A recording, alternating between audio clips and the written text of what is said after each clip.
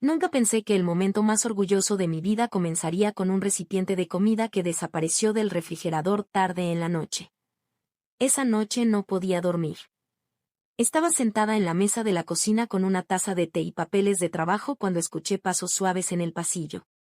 Era casi las 11 de la noche. Mi hijo Mateo debería haber estado dormido desde hacía horas. Fui a ver, y lo encontré parado frente al refrigerador abierto. Estaba en pijama y muy cuidadosa, muy silenciosamente empacando comida en un recipiente de plástico. Pan, queso, manzanas, huevos cocidos. Estaba tan concentrado que no me escuchó acercarme. Dije su nombre en voz baja. Dio un salto y se dio la vuelta, y lo que vi en su cara no fue miedo, sino algo diferente. Una vergüenza, y debajo de ella algo más profundo que no pude nombrar de inmediato. Apretó el recipiente contra su pecho y me miró en silencio. Le pregunté qué estaba haciendo. Guardó silencio unos segundos y luego dijo en voz baja, «Es para Luna». Yo no conocía a ninguna Luna. Pregunté quién era. Dijo, «Mi compañera de clase». Nos sentamos en la mesa de la cocina. No lo apresuré ni lo presioné, simplemente esperé. Y empezó a hablar. Al principio despacio, con cuidado, como si estuviera pesando cada palabra, luego cada vez más rápido, como si hubiera necesitado decírselo a alguien desde hacía mucho tiempo. Luna lleva casi 2 años sentada junto a él en clase. Son amigos, no ruidosos ni llamativos, sino verdaderos, de esa amistad silenciosa que surge sin esfuerzo y se sostiene sin explicaciones. Hace unos meses ella le contó que su mamá había muerto. Había estado enferma mucho tiempo y muy gravemente, y su papá había vendido todo lo que tenía, el departamento, todos los ahorros, todo hasta lo último, para pagar el tratamiento. Pero su mamá murió de todas formas. Y ahora Luna y su papá vivían en su viejo carro, estacionado cerca de la escuela. Su papá trabajaba, pero ganaba poco, y después de la muerte de su esposa había cambiado mucho. Tomaba. No todos los días sino siempre, pero suficiente para que la niña a veces se fuera a dormir con hambre. Mateo no se enteró de todo esto de una vez. Luna nunca se quejaba y nunca pedía nada. Pero un día él notó que no comía en la cafetería. Le preguntó. Ella dijo que no tenía hambre. Al día siguiente, lo mismo. Empezó a observar y poco a poco entendió. Entonces comenzó a traer comida de casa. Primero poco, luego más. Empacaba recipientes y se los pasaba discretamente en la escuela, y ella los tomaba y no decía nada, y los dos fingían que era algo completamente normal, como si así debiera ser, como si un niño de 11 años alimentando a otro fuera simplemente parte de un día escolar ordinario. Me contó todo esto y yo escuché sin interrumpir. Y en algún punto de su relato sentí que algo se apretaba en mi pecho, no de tristeza exactamente, sino de algo más grande y más difícil de nombrar. Mi hijo de 11 años había cargado la tragedia de alguien más dentro de él durante meses. Solo. En silencio. Y nunca había venido a mí, no porque no confiara en mí, sino porque quería proteger. A la niña de la vergüenza, y a nosotros de la molestia. Le pregunté si sabía dónde estaba estacionado el carro en ese momento. Dijo que sí. Miré el reloj. Miré a mi hijo, luego al recipiente sobre la mesa, y le dije, vístete. Me miró y no dijo una sola palabra. Simplemente se levantó y fue a vestirse. Manejamos en silencio. Mateo iba sentado a mi lado indicándome el camino, y yo miraba las calles nocturnas de la Ciudad de México y pensaba en que este niño a mi lado entendía algo sobre el sufrimiento humano que yo nunca le había enseñado conscientemente. Algo que no se puede explicar con palabras, solo se puede mostrar con cómo uno vive, y luego esperar que el niño lo vea y lo entienda a su manera. El carro estaba en una calle tranquila cerca de la escuela. Un viejo carro azul oscuro bajo un árbol, sin luces adentro. Me detuve al lado y por un momento simplemente me quedé sentada mirándolo. Luego bajé y toqué suavemente la ventana. Durante mucho tiempo nada. Luego la ventana bajó, y vi a un hombre de unos 40 años, sin afeitar, con los ojos de alguien que no había dormido bien en mucho tiempo. Me miró con desconfianza y no dijo nada. Le dije que era la mamá de Mateo, el compañero de clase de su hija. Le dije que sabía dónde vivían y que no había venido a juzgar a nadie ni a dar lecciones. Solo le pregunté si querían venir con nosotros. Guardó silencio mucho tiempo. Luego algo pequeño se movió en el asiento trasero, y vi a Luna. Me miraba con ojos grandes y oscuros y no decía nada. Mateo bajó del carro y se paró junto a mí, y ella lo vio, y algo en su cara cambió. Roberto, así se llamaba su papá, finalmente asintió. Esa noche en nuestra cocina hablamos durante mucho tiempo. Diego le dio la mano a Roberto en silencio y se fue a dormir. Entendió que su presencia no era lo que se necesitaba en ese momento. Luna se durmió en el cuarto de Mateo en 20 minutos. Mateo se fue al sofá de la sala sin una sola queja. Y Roberto se quedó sentado sosteniendo su taza de té con las dos manos y mirándola fijamente, como si hubiera algo muy importante adentro. No me apresuré. Simplemente me senté a su lado y esperé. Y empezó a hablar.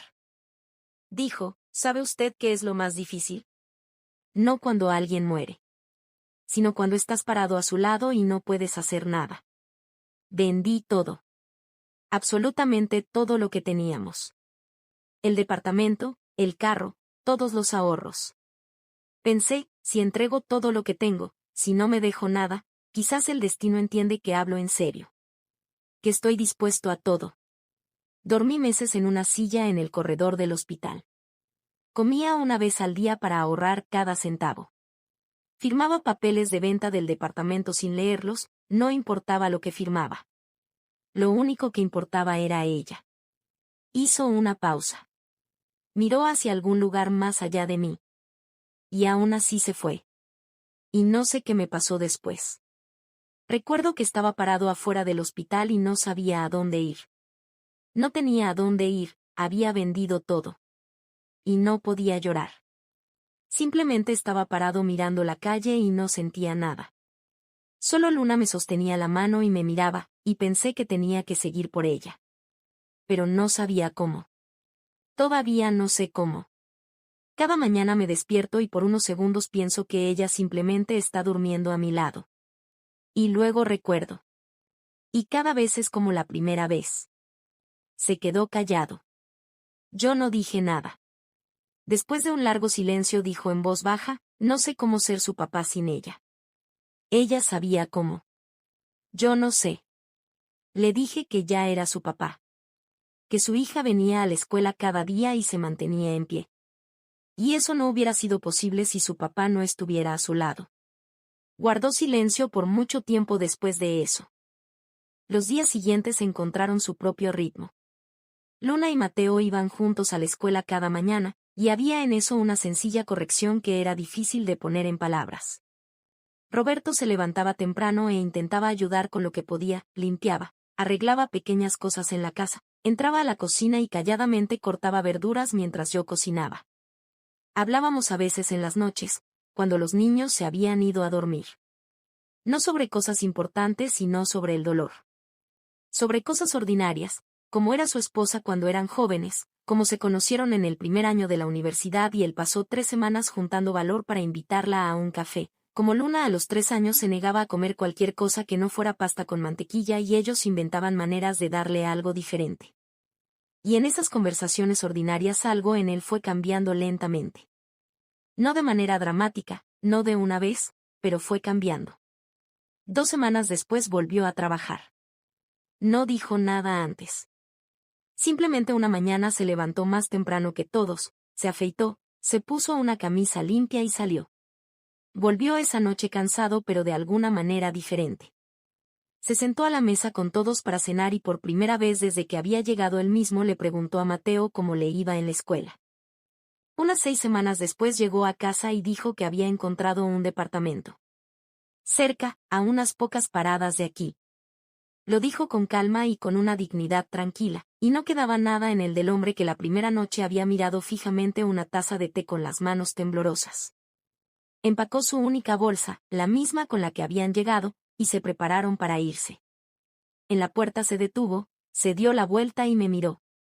Y dijo, gracias, Carmen. Solo eso. Nada más. Le dije, cuídense mucho.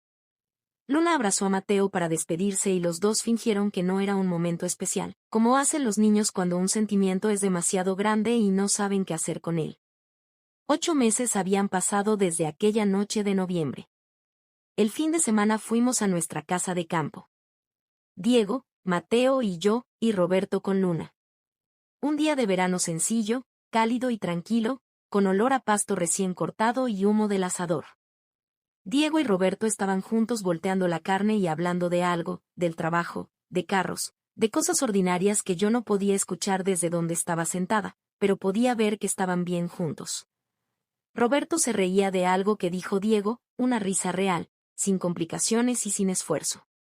Mateo y Luna habían desaparecido entre los árboles hacía una hora y de vez en cuando se escuchaban sus voces entre las ramas. Yo estaba sentada en el porche con mi café mirando todo aquello. A Diego y Roberto en el asador. Al humo subiendo entre las ramas. Al ordinario y cálido que se veía esa tarde, y como nadie que pasara por ahí hubiera imaginado jamás que hace 8 meses esas dos personas dormían en un viejo carro en una calle tranquila. Pensé en mi hijo. En que esa noche no me había preguntado si estaba haciendo lo correcto. No esperó permiso ni buscó aprobación. Simplemente vio a alguien que estaba mal, e hizo lo que pudo. Con 11 años, solo, sin una sola indicación de mi parte. No le enseñé eso. Nunca le di discursos sobre la compasión y la bondad. Simplemente viví a su lado, y él vio algo importante en esa vida y lo entendió a su manera. Roberto levantó la vista del asador y encontró mi mirada al otro lado del patio. Y simplemente asintió. Levanté mi taza hacia él.